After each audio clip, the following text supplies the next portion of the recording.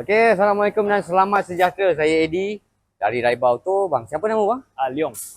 Kita bersama seorang customer, Mr. Leong. Datang daripada mana bang?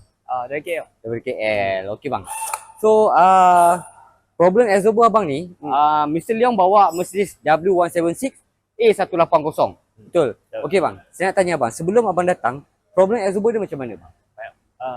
Corner ada bunyi, lepas tu sangat macam sampan lah. Sampai lembut sangat Lembut lah. sangat. Okey. So, Mr. Leong cakap lembut. So, jadi saya bawa kereta Mr. Leong masuk dekat tester machine. Kita test. Depan kiri 27, depan kanan 32, belakang kiri 36 dan belakang kanan 37. So, memang terlalu tinggi bacaan tu. Sebab itu Mr. Leong cakap rasa berbuai. So, kita buka absorber tu. You guys tengok komen kami tekan. Memang lembut sangat-sangat. Dia tekan lembut, sebab itulah Mr. Leong rasa tak stable. So, kita refurbish absorber dia and then kita add on 40% stiffer. So selepas dah siap semua, kita pun pasang. So selepas pasang, okey, saya tak nak bagi tahu keputusan dulu. Selepas pasang semua, saya sendiri test dengan Mr. Leong. Okey, Mr. Leong cerita apa yang Mr. Leong rasa selepas saya bawa Mr. Leong test tadi. Memang bagus lah. Starting keluar je, saya naik duduk kereta dah rasa lain. Lepas tu corner dengan jalan memang cut.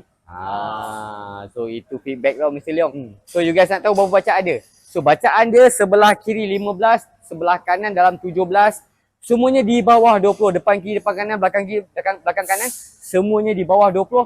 Sebab itu Mr. Leong rasa bawa itu rasa comfort. Tapi saya nak tanya, sebab banyak komen cakap, dia kata, "Oi, ini terlalu keras, comfort boleh hilang." Hilang tak comfort? Tak. Very good. Nampak tak saya cakap? Memang kita tekan keras. Memang kalau kita guna daya manusia tekan memang rasa keras. Tetapi bila keberatan kereta duduk atas absorber, baru dia firm. Betul Mr. Leong So itulah dia feedback Mr. Leong untuk 176 A180. So kepada you guys kat luar sana yang menggunakan Mercedes, ada masalah berbuai, ada masalah bunyi, masuk dekat link bio saya, ataupun Mr. Leong nampak saya dekat mana? Dekat TikTok. Masuk dekat link bio TikTok ataupun dekat skrin ni ada nombor Roger saya direct. Okey.